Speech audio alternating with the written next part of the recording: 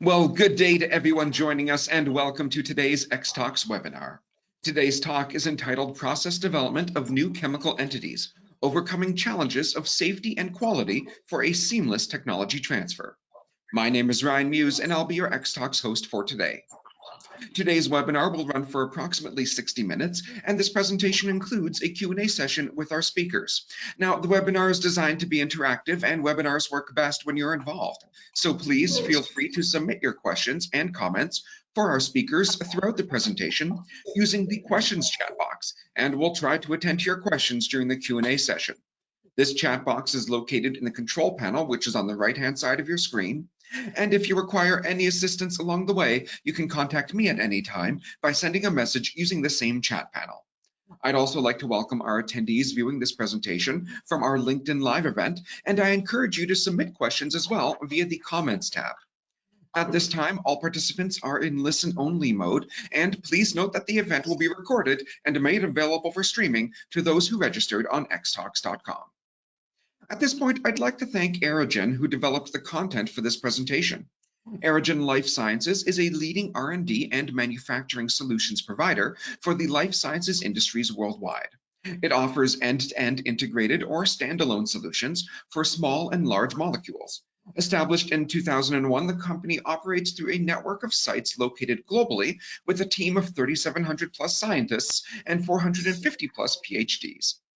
Now, I would like to introduce our speakers for today's event. Kumaran Mogili Reddy is the current manufacturing site head, leveraging his experience from previous roles at Biocon and Dr. Reddy's Laboratories Limited. He earned an MBA in manufacturing management from Birla Institute of Technology and Science, Pilani, and he has expertise in validation, life sciences, SOPs, biotechnology, and GMP. Dr. Lokesh Pawar has more than 17 years of industrial and 9 years of academic experience in research and development. Having worked for major CRO, drug discovery, and PR&D companies, he has experience in designing synthetic routes for medicinally active and custom organic molecules. And N. Sridhar Gupta has more than 18 years of experience in different areas of the pharma industry, OSD, sterile, and API R&D.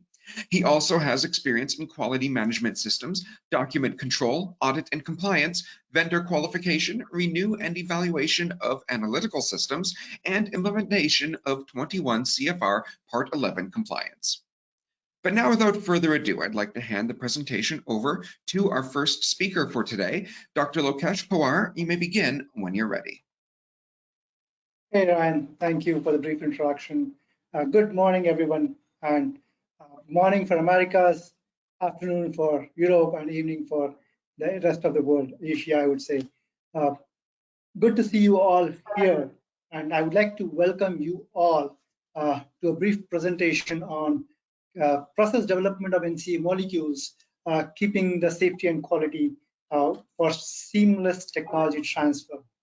I'll be taking help from Kumaran to move ahead with the slides, and I take a moment to thank you guys once again for giving us this opportunity to present our knowledge and share our knowledge with you guys and have an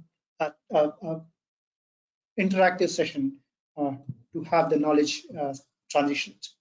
The agenda would be briefly covering on drug development progress, a brief touch on quality by design, how do we ensure a seamless technology transfer, what needs to be kept in mind when you're doing that, and what are the challenges that we face specifically when it is an NCE molecule.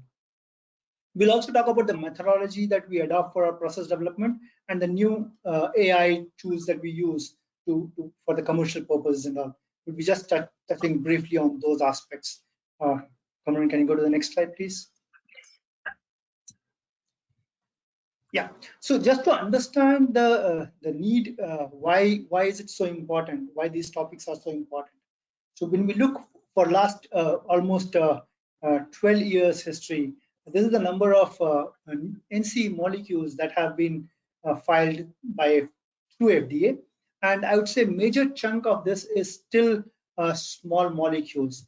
Even though in last couple of years we have seen new oligos compounds or ADCs being added and large molecules being adding and reducing the number of small molecules, that are being filed, but still the percentage of small molecules is highest in this area. So the data shows up till 2020, but you see the graph, there's a decline in 2013 and there's a decline in 20 from 2020 to 2022. But when you look at the graph for 2023, which is not here, there were almost all 55 filings for 2023 approvals through FDA, and by end of June this year, there were almost 23 approvals by FDA for NCEs. So that just shows the importance of these small molecules, and 60% of these filings were all small molecules. This slide was just to highlight the importance of that. When we want to, can you move to the next slide, please? So when we look at the historical or the development of NC products, from discovery all the way to phase 3, around about tens of thousands of molecules are being tested for various potential diseases, for targeting various diseases. But only out of these tens of thousand molecules, around about 250 make it to the animal testing. That shows how the funneling is happening. How many of these are getting rejected at early stage only for various reasons. Okay, and approximately only 5 to 10 of these even qualify for human testing. And out of these, only 1 or 2 products finally end up in commercial or marketable space over a period of 15 years of research that goes through. So the transition from discovery chemistry all the way to phase 3 and approval it's a long process, 15 years process, and the initial 6 to 7 years are the ones which are moved to IND filing, and that forms a critical phase of a molecules process development, where we are making the compounds of various quantities for various purposes. On the right side, we are just showing the pathway, what all are involved when from discovery to preclinical to clinical phases, which stage what is studied. But it goes from discovery to IND filing to NDA. So that's the whole trajectory that we are talking about. Kumran, can you go to the next slide? And when we talk about what are the requirements, and when we do the process development, we call something, a lot of people use fit for process development, first time right scale up. But what we want to understand is what are the quantities required. This is just a slide which I have put through my experience over last 15-16 years with various big pharma companies or small biotechs, depending on their requirement. But again, these quantities change based on the dosage. So early studies usually would require 100 to 500 gram, which is a non-GMP synthesis. This material is usually used for early tox studies, salt screening, and early polymorph screening. And this also helps us to set the specifications early on. These are mostly they use it for dosage finding studies, dose range finding studies. Okay, and here you don't need to have a completely developed analytical methods, but it will be fit for purpose analytical methods where you have good understanding of purity and impurities. But the next stage, when it goes to a GLP tox batch, where the requirement is anywhere between 500 gram to kgs for a compound which has got where dosage is low, sometimes people only require 50 to 100 gram also. And this particular quantity is used for IND enabling studies, where you also perform technical formulations, you fix the polymorph. This is also done under non-GMP, but the drug substance is released under GMP specification. Because the drug substance is getting released under GMP specification, you need to have the set specification for that particular purpose, and you need to have analytically verified methods. So the methods are still not validated, but verified methods can be utilized. And you need to define the impurity profiles at the early on, because that is the minimum impurity profile criteria that you would want to meet when you do the preclinical phase 1. And most of the time, preclinical phase 1 is a delivery from 1 to 10 kgs, and this material is used for first in human studies and is also a POC. The stability, some of the folks, big pharma companies, want to start the stability study early on. Some folks do start the stability study for non-GMP material also, so that when they go to GMP, they have some data available with them in terms of the stability of the drug substance. It is a GMP manufacturing where the final 3 steps are depending on where your core is coming, core of the molecule is coming. There on, you start doing the GMP manufacturing. You need to have validated analytical methods. Depending on what is the mode of administration, the particle size and polymorph becomes very important. As well, as I said, impurity profile should match the GLP tox batch. So there is a little margin for us to make any changes from GLP tox batch to preclinical.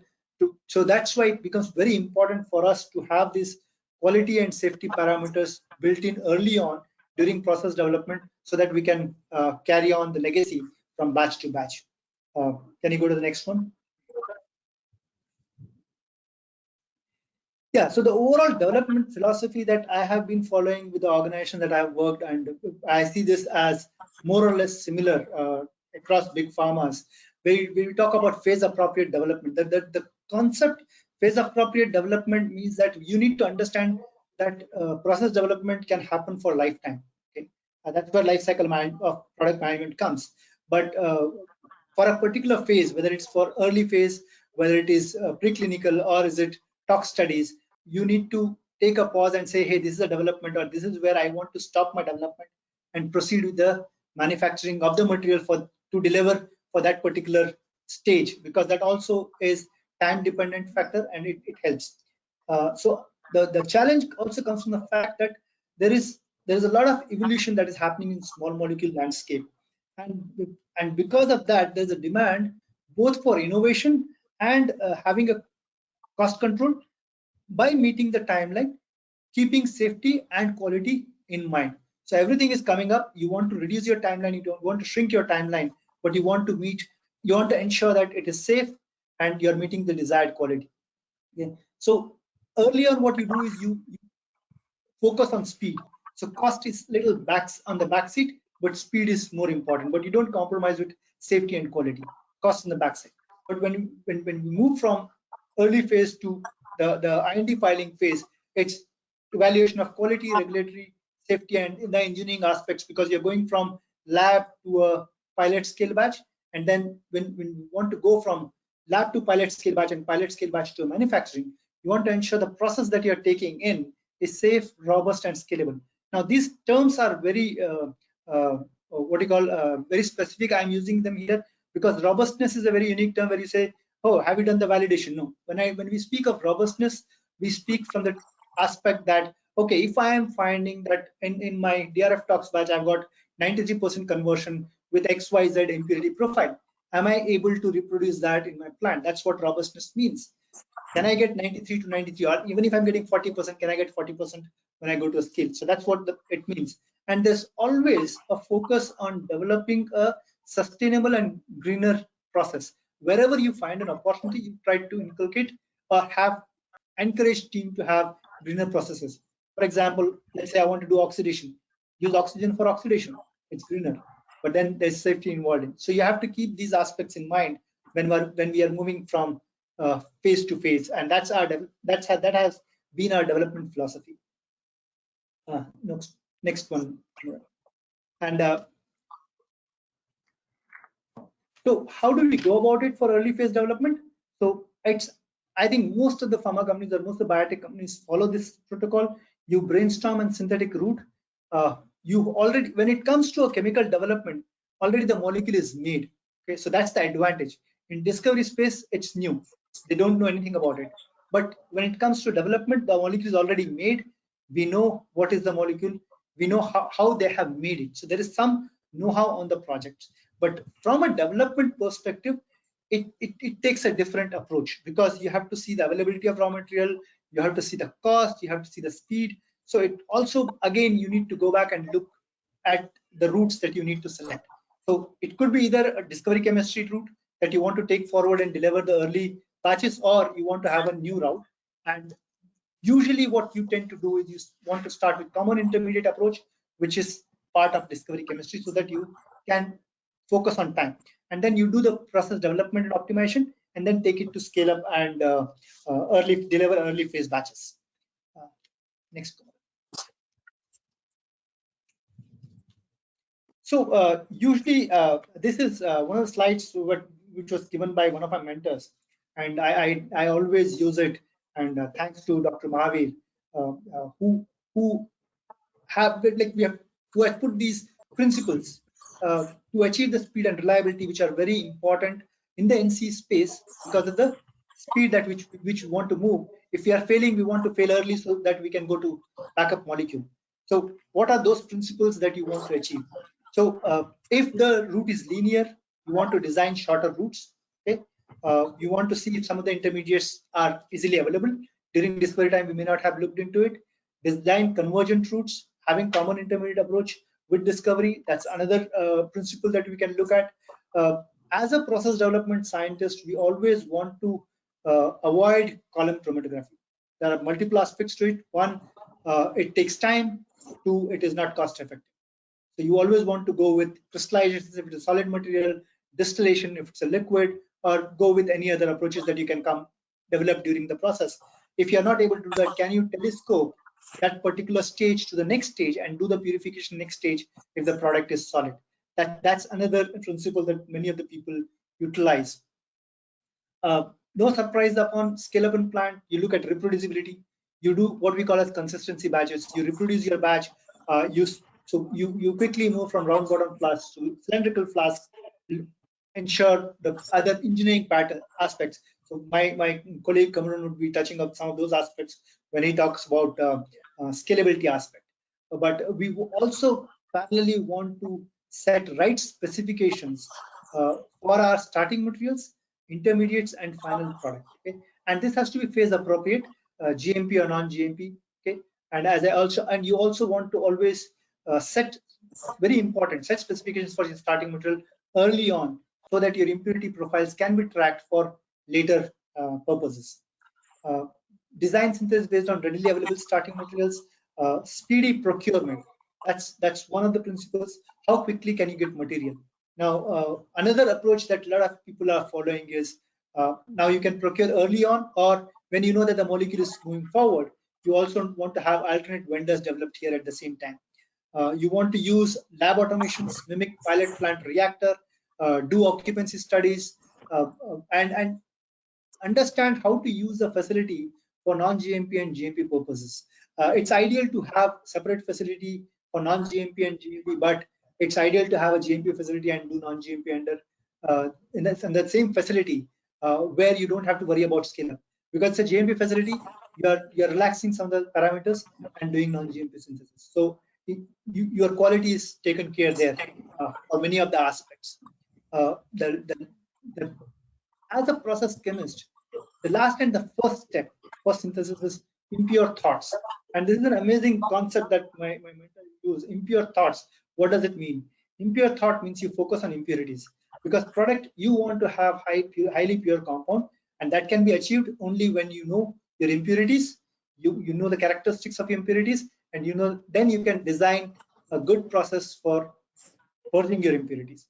Uh, Having adequate risk, lower contingency factor, eliminate white spaces, understand what are the gaps you have, plan activities parallelly, you generate the data parallelly, do multiple reactions, telescoping, improvising yields, and deliver for purpose.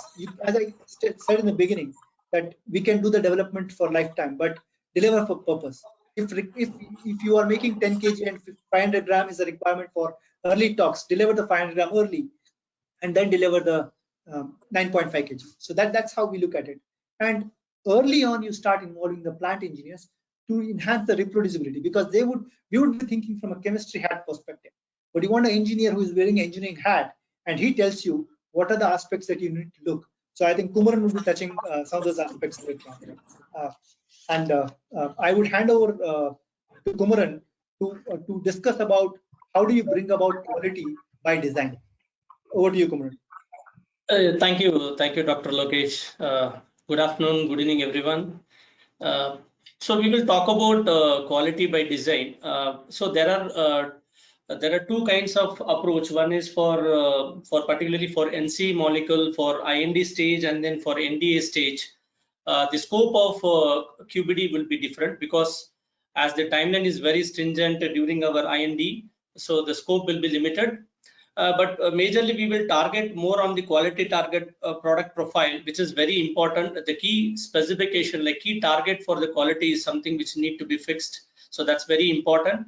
And then there are three more very critical attributes, like critical quality attributes, critical material attributes, and then critical process attributes, or the three critical attributes, which helps us to make the process robust and reproducible and unsafe. So these are the three approaches which has to be well defined, which has to be worked to meet the targeted product quality profile. So that's very important. So the scope, the experimental design, it starts with like scoping. We have to identify the scope. The scope for IND will vary, and then scope for NDA will be very thorough. And then there will be a screening techniques, and then followed by optimization of the process and the unit operation. And finally, we end up with the robust process where we will identify the critical quality attributes. We know which are the critical attributes, and then we know the critical material attributes, because Lokesh was talking about the specification for raw material intermediates has to be understood, and we need to fix it. And similar way, the quality process parameter is very, very important, which need to be understood, and then appropriate controls and automation should be in place to avoid the variability. So this variability need to be studied, and it needs to be fixed. So this quality by design plays a vital role in targeting the specification, designing the process, and implementing the process. So we'll go to next. So we just talked about speed. So there are two different things, like when the IND comes up in the initial phase, the speed is very, very important. So we need a basic data process data is required that can be optimized using our DOE experiment. We can based on literature, based on prior knowledge, and based on the knowledge about the process, we can set the DOE wisely, and then so that we can able to get a robust process for that particular initial phase. And then raw material and starting material, the quality attributes should be metal attributes should be understood, and we need to fix it.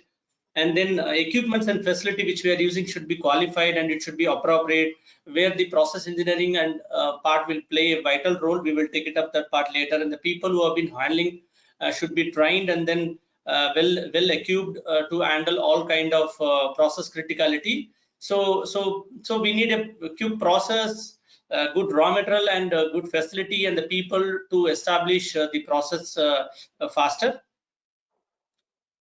And the safety studies is something is very essential starting from day one. So there are multiple approaches for safety screening.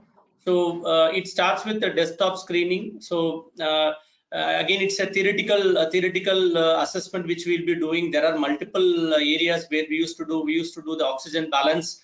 It's a theoretical model where we can end up positive or negative balance of the molecule. We can able to understand whether it is safe to handle with the numerical value which we derived. It starts from -120 to 80 degree. The process is critical, and out of that it needs to be like medium and then low risk kind of thing. So these are the indicators. Like Cheetah is one of the other chemical thermodynamic assessment which we do for the process based on the and this is an unique tool which is available in the market. So using these tools, we can able to understand, and it indicates the criticality in the process. But in detail, we need to go for the thermal screening studies where we have a thermal screening unit. We have a DSA differential scanning calorimeters, and all these things are there where we can able to understand the heat of decomposition and exothermicity is understood. So this thermogram give us a clear-cut picture how the process is, whether the process is safe, whether the process can be scalable. So these kind of assessment need to be done, and we have a very advanced thermal screening also, which gives us the docile criticality classification. There are 5 different classification of reactions, starting from 1, 2, 3, 4, and 5. Anything goes more than 4, it seems to be not safe, so we have to rework on the process. So it indicates in the initial phase, it indicates the criticality, so that quickly we can rework, and then we can make our process more robust. So there are a couple of desired and undesired mode of assessment. in terms of thermal, and then we have a powder testings also. We need to do a powder testing assessment where it will tell about your dust explosion screening, where it gives whether the process is safe or unsafe. If it is unsafe, then we have to understand further. We need to go deep dive. We need to go for an ignition sensitive flame behavior analysis, all kind of analysis to be done, and we need to understand the criticality, and we have to put all the controls in place. So at the basic, at the initial phase, if you understood the criticality in the process, we can able to derive an appropriate engineering controls and administrative controls. Some cases we can fine tune the process to bring down the criticality from high level to low level, so that the process will be safer, reproducible, and it can go to any scale. So based on these assessment, the hazard and operability discussion will happen with the cross-functional team. There will be a scientist, there will be engineer, there will be EHS team. The complete team will be available for the discussion. Based on the outcome of all this assessment, the appropriate controls should be part of the document, so that the operator should be part, and then properly he has to be trained to operate the process in a safer manner. So we have a PHA batch monitoring also during execution of the batches, whether the batch has been executed appropriately without any unsafe conditions. Is there any observation? So these kind of assessment can be done. And before starting, we have a pre-startup checklist also. So based on the ASAP recommendation, whether all the ASAP recommendations has been implemented, whether the process is safe to start. So these things are verified during all kind of stages, either it is INDA or NDA stage. Safety does not have any compromise. We need to do this assessment and do it. It's not like mandate to do all the assessment. Like when you start desktop screening is something like it gives an indicator. Then we can limit up to the thermal studies, where if it is not so sensitive, then we can limit up to that, and then we can move forward. And it's a life cycle, and we can further study when the product is moving in the phases. We can further study and put appropriate controls in commercial scales. So these are the very detailed process safety approach, starting from desktop screening, thermal stability. It's again undesired and then desired studies has been done, and then powder safety data. So this is the kind of information which helps us how should be the flow of the safety assessment should be done for thermal, and then adiabatic calorimetry, and then the powder testing. So what should be the flow, where we can able to start, where we need to rework the process in case of any unsafe conditions. So this helps us more detail about the way the process safety approach, the how to approach. So this will help us to do the thorough assessment on safety of the product and process. So these are all process engineering and scale up. Like it starts from process design, lab development, and then we need to do a pilot scale just to familiarize the process, and it goes for a scale up. The most challenges will happen when the product comes from the lab to the plant, where the scale is very high. So there the particular assessment is very critical. We will talk those challenges in the later phase. And see, basically what happened when we do in process safety assessment, we come up with a lot of data, like whether we will understand the exothermicity and endotherm of the process. Accordingly, the controls to be in place, whether the process is having any gas release, whether it is having any runaway reaction. So what kind of vent has to be designed, and what kind of additional controls should be in place. So how to handle the high energy compound. If we understood these compounds are highly energetic, we can go for a powder transfer system with appropriate containment kind of aspect can be designed during our initial design of the process for the commercial. And then if the product is sensitive to dust and explosion, so we can go for an inert atmosphere. We have to design all our environment adequate for electrical fitting, and then for FLP zoning. So these kind of assessment will help us. And mainly when any liquids where we found it's critical, we can the addition rate is critical, or the reagents are critical, we can plan a closed loop systems. We can have a flow controller, we can put a PD controller if it is added to be in a control temperature, control time, and those kind of things can be. So all this data will be the outcome of the process safety assessment, and this data can helpful to develop a process engineering controls when it is going for a scale up to the commercial scales. So these are the unit operation challenges which we generally get during the product when it moves from lab to the plant scale.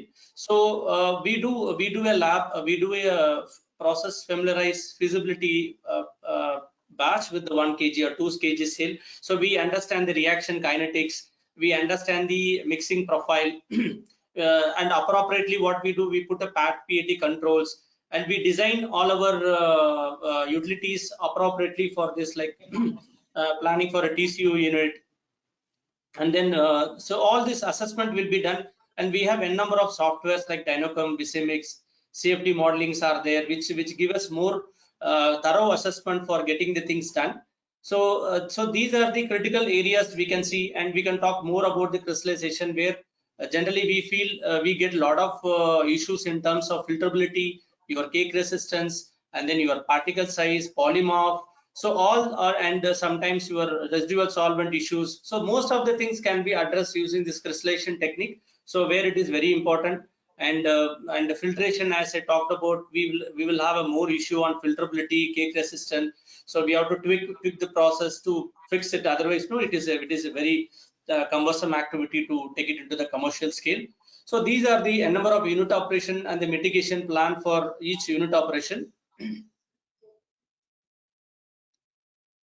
So these are the scale-up methodology at Aragen Life Sciences. See, there is a traditional methodology where your process development happens. Once it comes to an optimization stage, then we can use a PAT tool and implement the PAT tool, and then develop the analytical modeling and go for analytical modeling kind of thing. So the things will be going in a parallel, one after the other in series.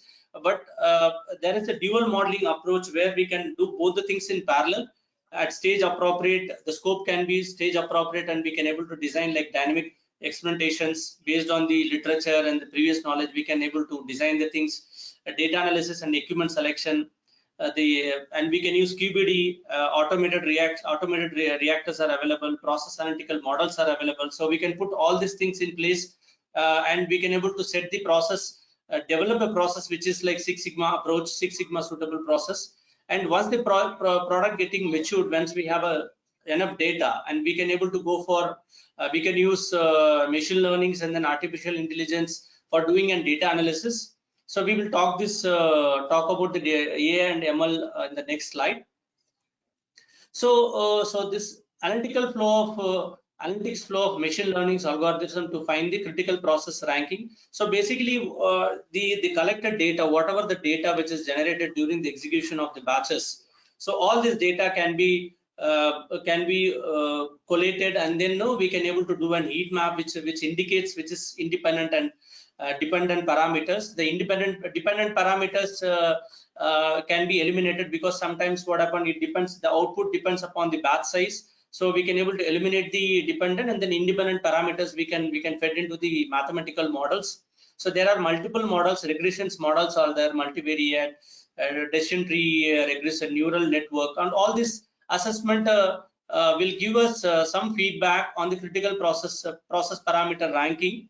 So based on the outcome of all these models, we can able to prioritize the model, take the support of SME, and then we can discuss and derive. There could be 10 critical process parameters could be derived from this data, and this data we can able to put an appropriate control for all these things. So this will help us this will help us to lower the RM utilization, like increasing the yield. We can able to get the consistent yield. Your output would increase. Your number of cycle time can be reduced. Sometimes your distillation time is identified as a critical process parameter. So we can put a control to reduce the distillation time, so that it will reduce your time. So all kind of steps can be done when you have a data. When the product is getting matured, moving into a commercial scale, phase 2, phase 3, and then commercial scale.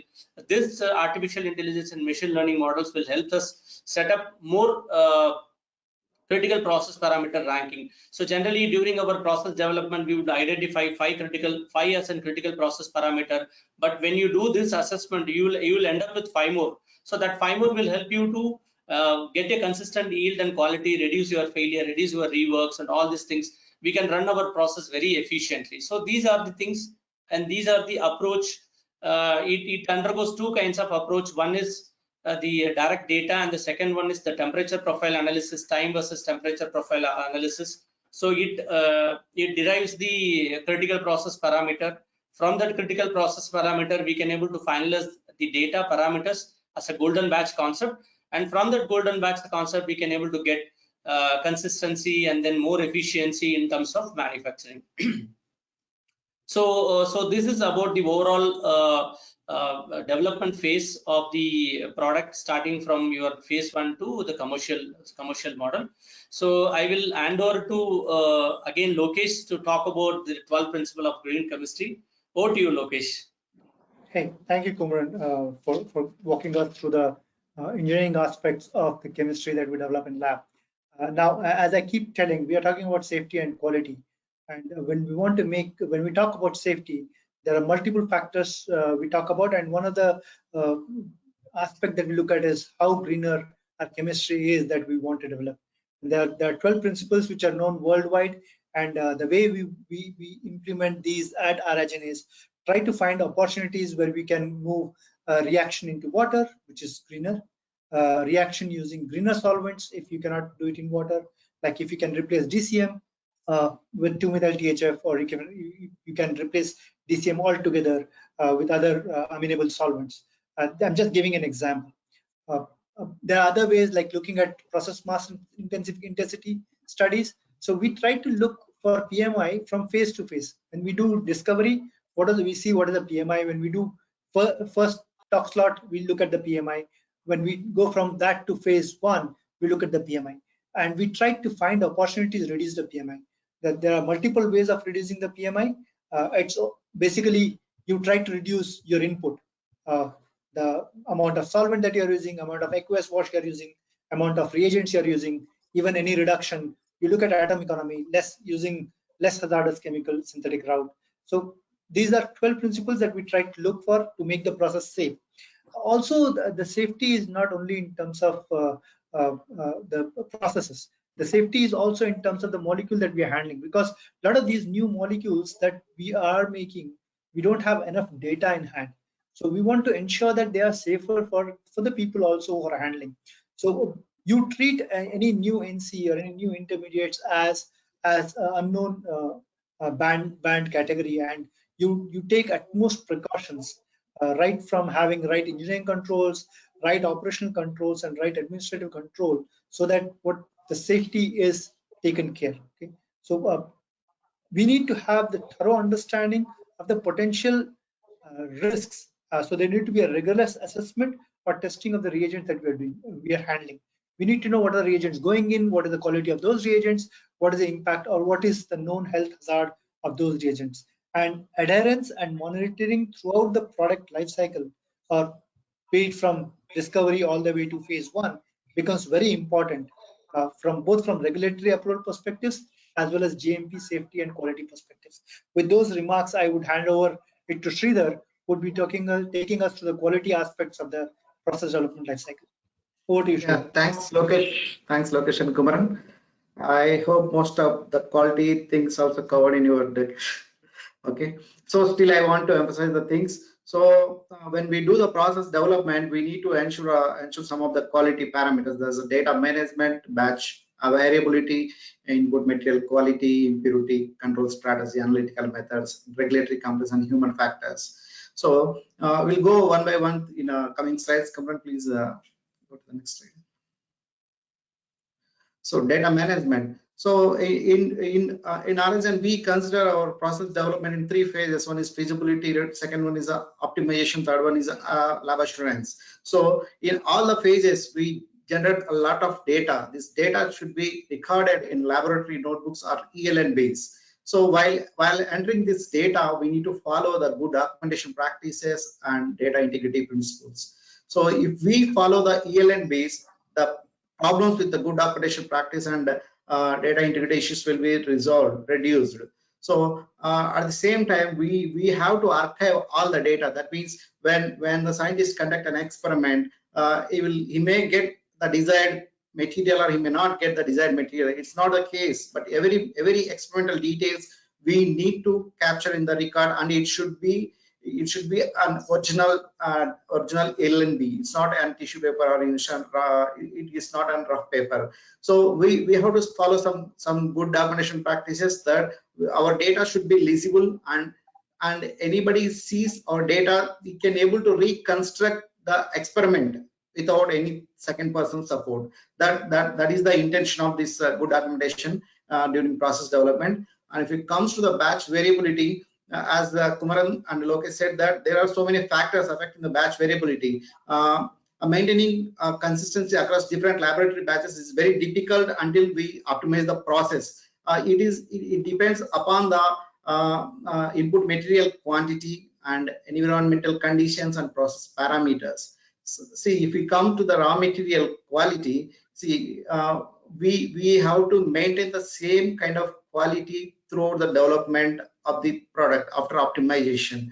And if we see the environmental conditions, some of the reactions are sensitive with respect to the moisture, and some of the reactions are sensitive with respect to the light. So likewise, we have to establish a reaction condition during optimization, and this data should be available for throughout the life cycle of the product. That gives an information during a technology transfer to the manufacturing side.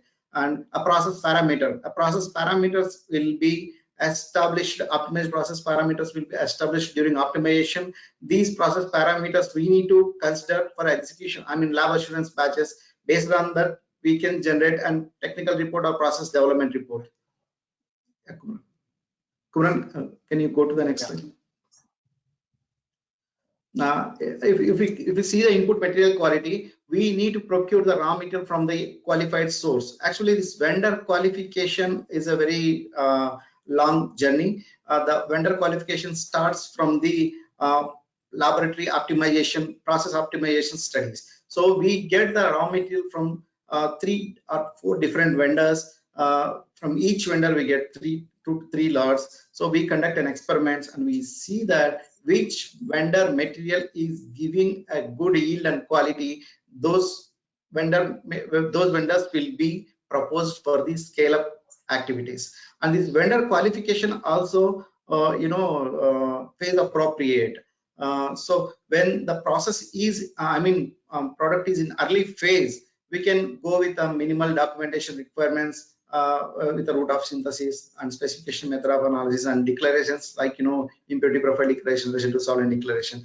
If you go to the commercial scale, phase three onwards, so we need to have a vast requirements from the vendor, that is GMP declarations, TSC VSC declaration, leachables and leachables declaration, all the other requirements comes into the picture. And for early phase molecules, there is a chance that we can use even the material quality is inferior. This recommendation is given by ICH Q7 when the molecule is in early phase. The raw material is not meeting your design specification. We can consume this raw material by use test data. And one more quality aspect is the impurity control strategy. Impurities are raw unreacted materials, byproducts, and second generation byproducts, and inorganic impurities and residual solvents. So whatever the impurities we probable in our process, those impurities control strategy we need to establish. So we need to identify where these impurities are purging out from the process. Accordingly, we need to fix the specification and we need to optimize our process. Yeah, Kumaran. Analytical methods. We need to have a robust, accurate, and reproducible analytical methods. And when the process is in early phase, so it may not require to do the complete validation. We can go with a minimal method verification, like we can go with the precision, linearity, accuracy, and specificity parameters. So when the process goes to the later phase, and we need to go for a complete method validation as per the ICH requirements, and we need to ensure that methods are suitable for detecting and quantifying all relevant compounds. So generally scientists say that when the process is in a feasibility and optimization, that material can be used for the method development, because all kind of impurities will be available during that phase. So that is a suitable material for the development of method. We should have, when we are handling an NC molecule, like Lokesh said, that we don't know the nature of the compound, so we have to ensure that each product should have its a cleaning procedure and a cleaning analytical method. It is a mandatory irrespective of this phase. And the other thing is that regulatory compliance. We need to navigate diverse and evolving regulatory requirements across different regions. Once we plan to develop a product, or once we plan to submit a DMF to the different regions, we have to see that which regulatory requirements are more stringent. Accordingly, we need to develop our product and other documentations. Okay. Yeah, Kumar. And the last and least but not least, human factors, ensuring staff are adequately trained and knowledgeable, and maintaining consistent skills levels across workforce. So we have to give a proper training on the newly developed process and the newly developed analytical methods. For that reason, we educate the team who are involving in the technology transfer regarding these analytical methods. From AR&D, some of the people will go to the quality control laboratory and demonstrate the methods. In the same manner, from process, our process R&D team and technology transfer team will involve in the development batches until completion of the validations. I hope I've covered the quality aspects. Kumran, back to you. Yeah. Thanks, Sridhar. Over to you, Ram.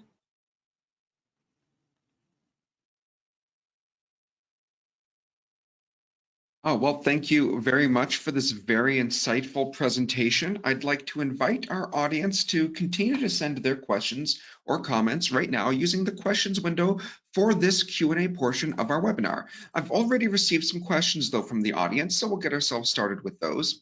The very first question I have here is wondering whether desk screening safety assessment is sufficient. I'll take up this.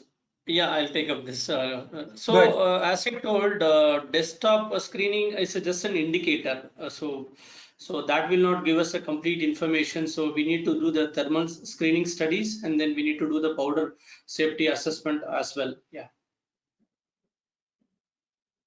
All right, perfect, fantastic, thank you. So the next question here is curious, how can we ensure the robustness at commercial scale manufacturing? Yeah, so that's what the robustness starts with quality by design. We just talked about that in detail. Like we need to set up a DOE, and then we need to develop quality by design. We need to develop a process. It should be robust, and then it should be repeatable, and then scalable. So it's a continuous approach starting from, and it's a phase appropriate. So during our initial phase, we need to get the product faster with the safer, and then later on we have to put a lot of efforts to optimize the process, do a lot of process engineering aspect, put a lot of process engineering automation controls to make the process much robust. In the process, it's a life cycle. During phase appropriate, the appropriate controls will be in place, and it will be a continuous development. Even it goes into commercial. Right now we are using this artificial intelligence and machine learning models, which give us a lot of insight, and then it throws out a lot of critical process parameters. So it's a continuous approach. We have to keep monitoring and do some analysis, and then we need to improve the product and process. Yeah. All right, very good. Thank you very much for that answer as well.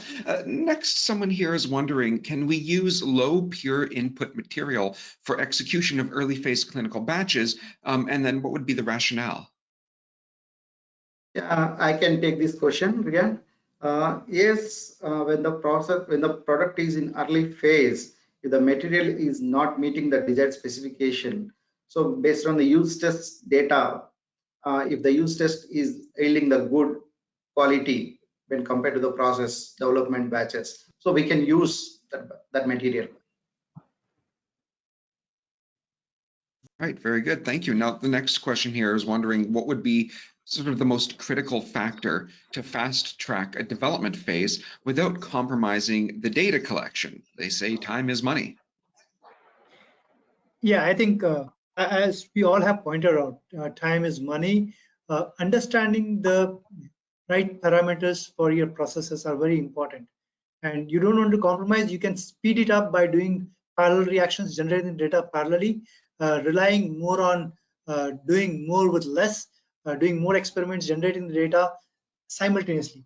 And how we can generate more data with single experiment. That is also possible. Okay. Now I don't have to do stability of a reaction mass, stability of concentration, do 10 reactions. From one reaction, I can take out allocates and sample and see what is the stability of the reaction mass. I can leave extended concentration and generate the data. What is the stability if I leave it for longer? So from one reaction, you can generate a large quantity of data. And when you rely on single experiment to have more data, you can automatically speed up by reducing the number of reactions.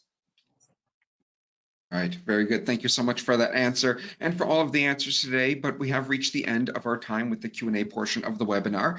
If we couldn't attend to your questions, know that the team at Aerogen will follow up with you after the webinar. I want to thank everyone for participating in today's presentation. You will be receiving a follow-up email from XTalks with access to the recorded archive for this event. A survey window will be popping up on your screen as you exit, and your participation is appreciated as it helps us to improve our webinars. Additionally, I've shared a link to view the recording of today's event in the chat box, which you can also share with your colleagues so they may register for the recording here as well. For those watching via LinkedIn Live events, we encourage you to visit xtalks.com to register for this event and gain access to features such as viewing the recording and more. Now, please join me once more in thanking our speakers for their wonderful time here today. We hope that you found the webinar informative. Have a great day, everyone, and thank you for coming. Thank you, everyone. Thank you, Ren. Thank you, everyone. Thank you for your time.